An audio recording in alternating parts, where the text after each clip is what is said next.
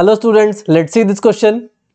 A galvanometer coil has a resistance of 15 ohm and the meter shows the full scale deflection for current of 4 milliampere. How will you convert the meter into an emitter of range 0 to 6 ampere? तो basically आपके पास एक galvanometer है जिसका resistance जो है वो है 15 ohms and it shows the full scale deflection at 4 milliampere, यानी कि जब 4 मिलीएम्पियर करंट उसके अंदर फ्लो करता है तो वो फुल स्केल डिफ्लेक्शन शो करता है.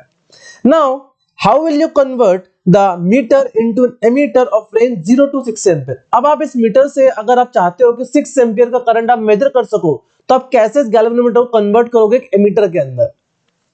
So the process to convert the galvanometer into emitter is कि अगर आपके पास एक ऐसा galvanometer है एंड अगर मैं इसके साथ एक पैरेलल में एक क्या लगा दूं, पैरेलल में एक शंट रेजिस्टेंस लगा देते हैं, एक छोटा वैल्यू का रेजिस्टेंस लगा देते हैं इसके पैरेलल में. सो इससे होगा क्या, अगर लेट सपोज यहां से अगर मैं टोटल करंट आई जो कि मुझे मेजर करना है वो यहां से फ्लो कराऊं एंड इस गैल्वेनोमीटर के अंदर जो मैक्सिमम करंट जा सकता है दैट इज IG. सो यहां पर कितना हो जाएगा, यहां हो जाएगा I minus IG. Clear.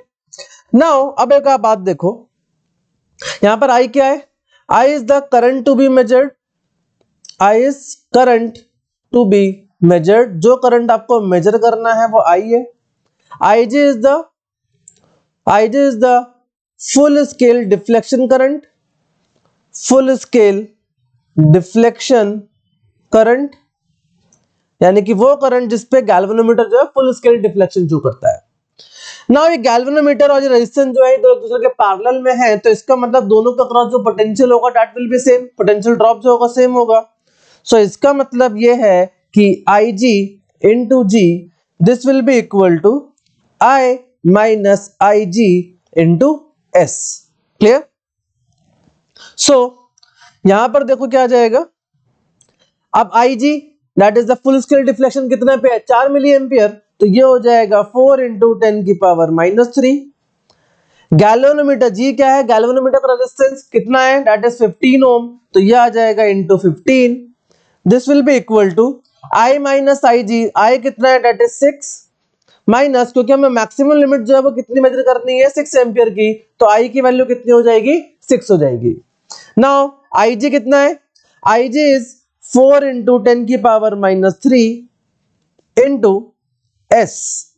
Clear.